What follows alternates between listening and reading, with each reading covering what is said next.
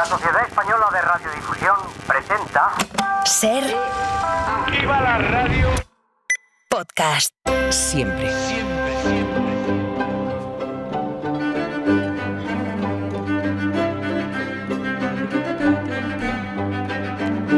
Estaba pensando yo que seguir el rastro de algo que se ha dicho en la radio se ha convertido con el tiempo en algo parecido a las miguitas que dejaba Pulgarcito en el camino para poder regresar a casa.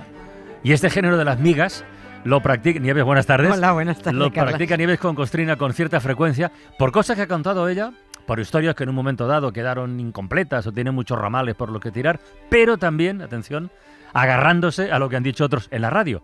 Como sin ir más lejos en el caso de hoy, que es espectacular, sí, pero espectacular. Sí, es que muy bueno. Fue hace 2 o 3 sábados, Sí. No me acuerdo ya exactamente cuándo, Berto Romero, que ha estado de vacaciones en Islandia, Sí. pues él le comentó a Lo Buenafuente escuché. en el Nadie sabe nada, que bueno, pues que allí se había enterado de que está permitido matar vascos. Más o menos dejó ahí la cosa, explicó que 4 siglos atrás pues parece que hicieron alguna pifia por allí y se decretó que la caza del vasco pues salía gratis. Yo también lo escuché, no me pierdo un nadie. No, es que no hay que perdérselo. Ni en broma. Bueno, y yo conocía la historia porque hace casi 10 años saltó una noticia sobre este asunto que tuvo mucha repercusión en la prensa española. Enseguida veremos por qué. La cosa es que en los días siguientes me escribieron 5 o 6 personas, bueno, no es que sean muchas, pero me llamó la atención preguntando que por qué se podían matar vascos en Islandia. Es que hay que preguntárselo, Claro, porque Berto lo soltó y lo dejó ahí. Bueno, pues desde aquí mi agradecimiento a Berto pues por facilitarnos contenido tan jugoso, pero dejó a la audiencia ahí preocupada por los vascos, o no sé, yo sé si alguno interesado de más en la posibilidad de matar vascos sin consecuencias, no lo sé. Pues no, esténse quietos, porque desde 2015 ya no se puede ir por Islandia asesinando vascos. Antes sí, pero ahora ya no, ni a vascos ni a nadie, ¿eh? Los amigos del País Vasco pueden ir a Islandia despreocupados. Cierra la puerta, ven y siéntate cerca, que tus ojos me cuentan que te han visto llorar. Llena 2 copas de recuerdos, de historias, que tus manos aún tiemblan si me escuchan hablar. Sin ti ya no podré escuchar a la buena vida más, volver a reírme de aquel final en el que el bueno acaba mal. Sin ti A ver, ya no por partes. ¿A cuándo nos tenemos que remontar para entender esta historia? Porque, dicha así de sopetón... Sí, nos tenemos que ir al siglo XVII. Vale. A septiembre, además coincidente que fue en septiembre de 1615. Era el pleno apogeo de la industria ballenera, en la que los vascos eran ahí los reyes del mambo, ¿eh? Eran magníficos balleneros, los mejores de toda Europa, pero lo eran desde el siglo XV. Pero bueno, ocurrió entonces en el siglo XV, como ocurrió hace unos años, hasta que se las protegió, que se les fue la mano en la caza de ballenas. Los balleneros vascos recorrían las costas del Golfo de Vizcaya, lo que viene a ser toda la costa atlántica de Francia, y de todo el Cantábrico, llegaban a Asturias y por Galicia. Eran expediciones que duraban meses, pero tanta caza indiscriminada de vascos, indiscriminada de esta Por gente, parte de vascos. por parte de vascos, vascos. holandeses, franceses e ingleses, pues esquilmó la población de ballenas. De las ballenas se obtenían además productos muy reclamados. O sea, la grasa líquida era muy apreciada porque se utilizaban en alumbrados, que no hacía humo, no dejaba olor. Y también la carne, por supuesto, también servía para engrasar maquinaria delicada, esa grasita. Las barbas de la ballena también eran muy demandadas porque se utilizaban para reforzar los corsés de las señoras. Las ballenas se llamaban. También servían para hacer varillas de sombrillas, usaban mangos de cuchillos, sombreros para mantenerlos tiesos. Por ejemplo, ahora se sigue llamando ballenas, aunque estén hechas ya de plástico duro. Esas tiritas que se ponen en los picos del cuello de las camisas de hombres, sobre todo para que se mantengan tiesos con la corbata, ¿no? Oye, volviendo al origen del tema, sí que es verdad que hace un tiempo hablamos de que los balleneros vascos llegaron hasta Terranova en el norte de América, o sea que fueron hasta muy lejos buscando bichos, sí, ¿no? Las ballenas es que desaparecieron del Cantábrico y hubo que buscar pues otros caladeros. Contamos en su día que los vascos fueron de los primeros en llegar a la costa de la península del Labrador, a Terranova. Lo que pasa es que ellos no estaban por la labor de conquistar territorios. Ellos iban a lo que iban, ellos iban a por ballenas. Ellos estamos a roles o estamos a setas. Y en esos principios del siglo XVI, los vascos inauguraron la auténtica ruta del bacalao porque había por Terranova más de 1000 vascos pescando bacalao y cazando ballenas. Todos los años 30 balleneros iban y venían de Terranova al País Vasco. Cuando aquí todo el mundo pendiente de fundar asentamientos por América, en 1510, en 1520, cuando Magallanes y el Cano estaban enfrascados ellos en buscar su ruta hacia Asia, los vascos ya estaban aburridos de ir y venir de aquellas costas del actual Canadá y habían creado un montón de enclaves balleneros en Terranova. Pero no solo allí, los balleneros vascos cada vez se adentraban en aguas más septentrionales, subiendo por el Mar del Norte hasta Islandia. Y no solo, porque como eran vascos, hubo una compañía londinense que contrató a 24 balleneros que llegaron hasta el Ártico, hasta la isla de Spitsberg. O sea, no había más arriba ya solo había osos. Y estamos hablando de 1613, de una isla ártica con un frío que corta el cutis. Bueno, todo esto que hemos contado es solo como previa para entender por dónde y con qué soltura se movían los balleneros vascos en el Atlántico, en el Mar del Norte y hasta en el Ártico. Gorde dute zerua epelainoek agurkeinua zela zioen ordurik gabeko egunen izerdiz gatze zorbain dirudite gaur zaurien. Bueno, ahora que tenemos ya perfilado el contexto de la historia, a ver, ¿qué diantres pasó en Islandia para llegar al extremo de autorizar legalmente la caza del vasco? La caza y captura del vasco. Captura, sí.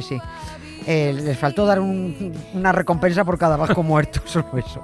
Las relaciones entre los islandeses y los balleneros vascos fueron en general bastante pacíficas, eran buenas. Pero aquel 1615 fue un año difícil. Las costas permanecieron heladas hasta el final del verano, las cosechas no se dieron bien, se perdió mucho ganado, y cuando un pueblo atraviesa una crisis económica, empieza a mirar malamente al extranjero. Los islandeses tenían un acuerdo con los vascos y les permitían atracar en sus costas, concretamente al norte de la isla, arriba del todo.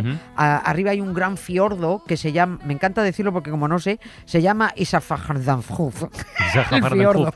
Sí. Bueno, pues dentro de ese fiordo hay varios fiorditos, que se llaman los fiordos menores. Uno de ellos, que es un fiordito que está al fondo del todo, a la derecha, se llama Reyjarðsfjörður. Bueno, y a este sitio, a este fiordito pequeño dentro del gran fiordo llegaron varios barcos balleneros vascos después de haber estado cazando ballenas por Noruega. Llegaron con su carga, vendieron a los islandeses carne, aceite, pues lo que fuera costumbre comerciar con ellos porque además era un intercambio habitual. A finales de septiembre se metió un vendaval de los gordos. 2 o 3 barcos balleneros de los vascos fueron empujados contra las rocas, y quedaron destrozados. La mayoría de la tripulación sobrevivió, murieron 3 en aquel vendaval, pero unos 80 tíos se quedaron sin barco. Los capitanes de los 2 balleneros, Pedro de Aguirre y Esteban de Tellaria, se fueron a vivir a un pueblo hasta que pasara el invierno y poder volver a casa. Pero la tripulación se quedó a arreglar los destrozos y, lógicamente, a vivir por allí, por donde pudieran, o donde les dejaran. Y claro, estalló el conflicto. Bueno, ¿el conflicto por qué? ¿Cometieron algún delito, alguna fechoría, robaron algo?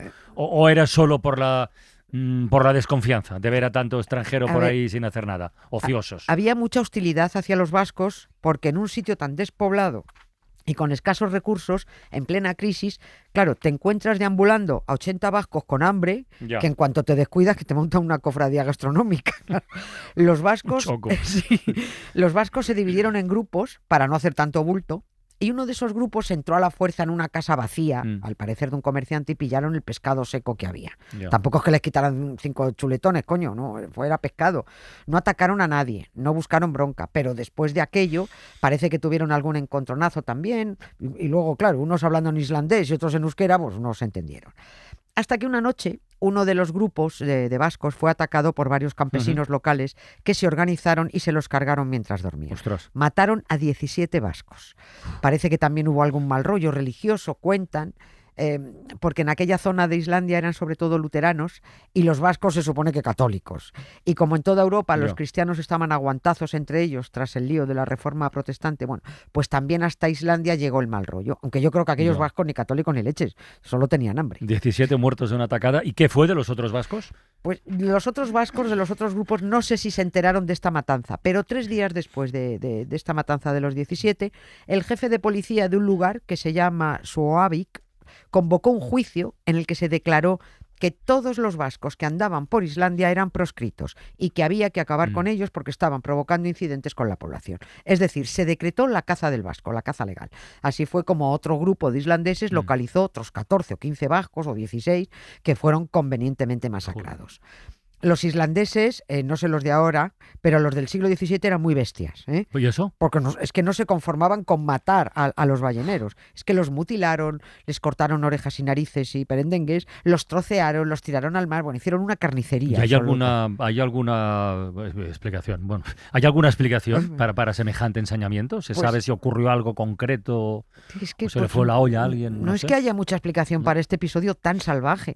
Algunos estudiosos, porque esto se lo han estudiado mucho, señalan que existía una ley islandesa anterior que prohibía a los comerciantes extranjeros, sea de donde fueran, pasar el invierno en Islandia mano sobre mano porque decían que la ociosidad trae malas intenciones y malas ideas. Pero el asesinato... Sí, bueno. Oye, son islandeses, están ellos ahí muy arriba aislados y se inventan cosas. Pero el asesinato tan brutal de 32 guipuzcoanos, porque todos eran de Guipúzcoa. Todos eran de Guipúzcoa. Todo. Ahora mismo cuando están diciendo en Bilbao, bueno, menos mal. Pues aquello quedó como un episodio oscuro y sin explicación lógica. Es que no la tiene. No la tiene. Allí conocen este episodio, lo conocen como la matanza de los españoles. En islandés, Skamberhavigin o algo así. Skamberhavigin. Sí. A lo que vamos, y es a lo que se refería Berto Romero, es a que aquella orden que se dio en 1615 para matar a todo vasco con el que se cruzara un islandés siguió vigente durante los siguientes siglos, hasta que en 2015... ¿2015? Claro, es que fue en 2015 cuando dijeron, por favor, oye, que yo creo que deberíamos derogar ya esta orden. El gobierno islandés invitó a un acto de conciliación a la Diputación de Guipúzcoa, juntaron a un descendiente de los marineros vascos masacrados con un descendiente de uno de los asesinos y dijeron, bueno, pues venga, ala. Pelillos al fiordo. Qué historia, ¿eh? Sí. Qué historión. Sí, además allí se instaló y se mantiene, se instaló una placa de homenaje a los 32 vascos asesinados y por eso ya no se puede matar vascos en Islandia. Hasta 2015. Pero bueno, ya no. Ahora ya no. Bueno, pues yo espero que a Berto no le dé por comentar que también en Islandia está el único o el mayor museo de penes del mundo y que me lo pregunten a mí, que lo de los penes ya si quiere que lo explique él. Hoy el viento sopla más de lo normal. Las olas intentando salirse del mar. El cielo es gris y tú no lo podrás cambiar. Mira hacia lo lejos, busca otro lugar. Y 100 gaviotas, ¿dónde irán? ¿Dónde irán? Hoy no has visto a nadie con quien derrumbar los muros que gobiernan en esta ciudad. Hoy no has visto a nadie con quien disfrutar placeres que tan solo tú imaginarás. Y tus miradas, ¿dónde irán? ¿Dónde irán? Pues nada, Nieves, agur. Agur y tal. Mañana más. Un beso. Gracias, Carlos. Para no perderte ningún episodio, síguenos en la aplicación o la web de la SER, Podium Podcast o tu plataforma de audio favorita. 100 gaviotas, ¿dónde irán?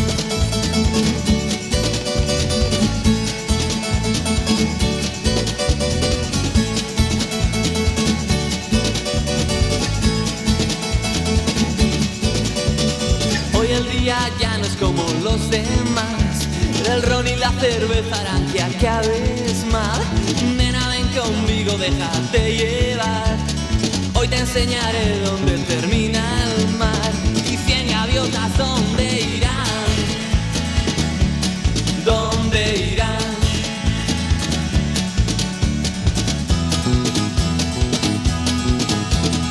Hoy por